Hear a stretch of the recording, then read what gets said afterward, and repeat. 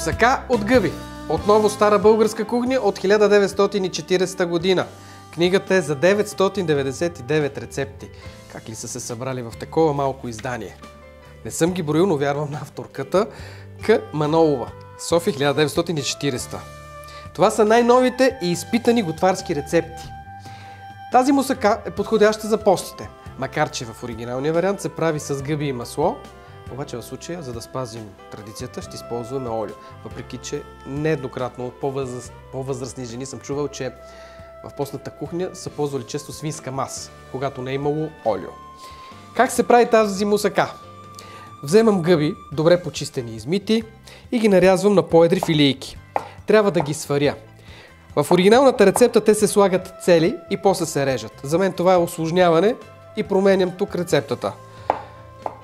Половин килограм гъби и подсолена вода. След около 15-20 минути те са готови. Ще ни трябва кромитлук и хлебни трохи. Също интересен момент. Какво е това хлебни трохи? Предполагам, че някога на галетата са казвали така.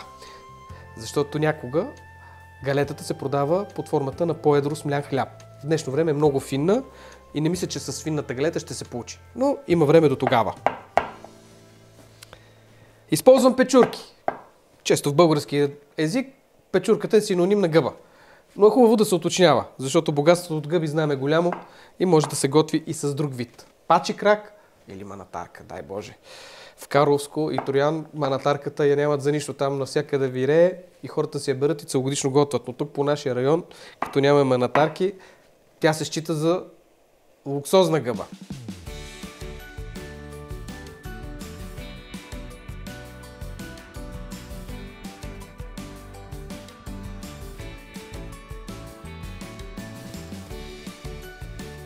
Сега ще направя хлебни трохи. Имаме различни видове хляб. Аз ще използвам по-модерния. Тук можете да го видите.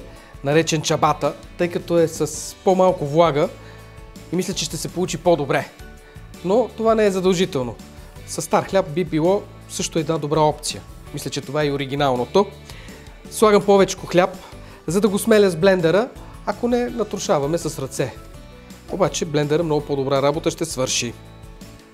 Ето как можем да си направим галета, когато нямаме купена такава.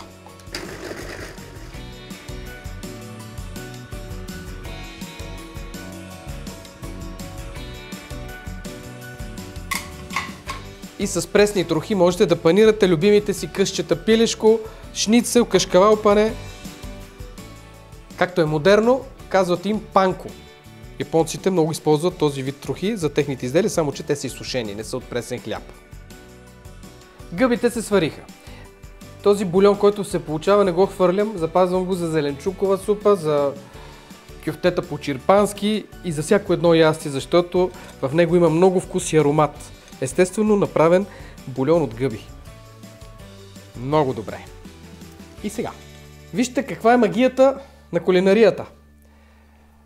В тази тавичка поливам мазнина. Пак казвам, в оригиналното се прави с масло. И то е едно пакетче от 100 грама. От 125. Сипвам обаче, за да спазим традицията, слънчогледово олио, за да е пост. Дъното поръсвам с щедър пласт от трохите. Каква е целта? В гъбите има много вода. Тези гъби я поемат и същевременно правят хрупкава основа. И сега трябва да нарежа кромитлук на тънко. Това ще означава на полумесеци.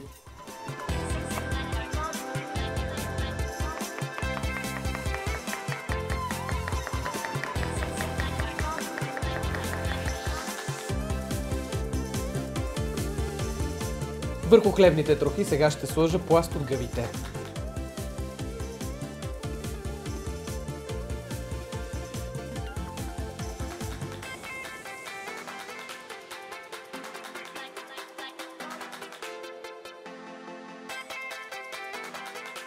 Подреждам лук, посолявам и подправям с черен пипер.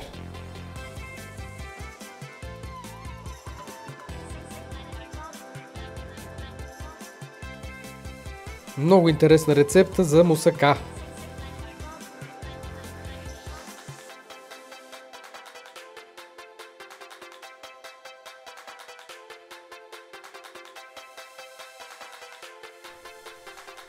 Поливам с олио и слагам останалата част от гъбите и хлебни трохи. Щях да пропусна сега, след олиото слагам трохи.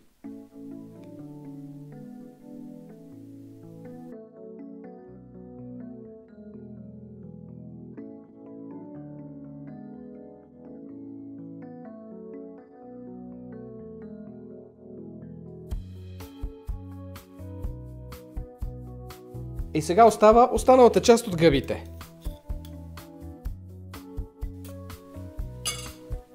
Я с ръце. Така ще е по-лесно. И магданос. Да има аромат. Много българи обичат копъра. Слагайте каквото ви хареса. Мащърка, риган, все са подходящи за гъби.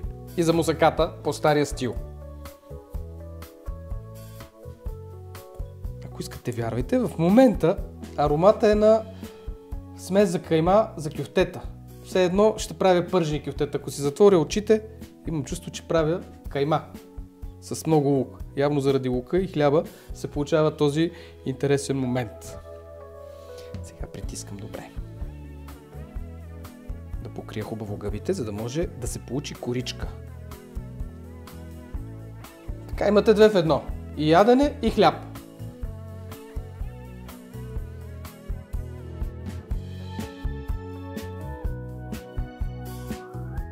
И в пещта.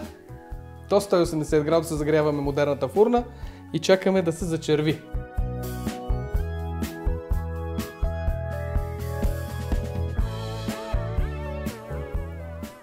Колко е красиво, а колко е ароматно, само аз зная. И вие ще можете да разберете, ако приготвите тази нетрадиционна постна мусака от гъби. Така, я сега да видим. Под хрупкавите корички има сочна гъба, много ароматна и парчен цакромит лук. Ще си я запиша тази рецепта.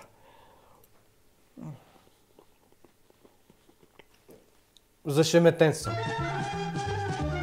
Нямам никакви забележки или препоръки. Това е, приятели. Старата кухня винаги може да бъде актуална и в наши дни. Има вкусни и безвкусни ястия. Днес ви показах едно вкусно. Ако ви е харесало, реакцията я очаквам. Ако не ви е харесало, имате право да гласувате. Демокрация е. И не забравяйте да се абонирате за канала, за да научавате и новите и старите рецепти от вечната вкусна българска кухня. Чао!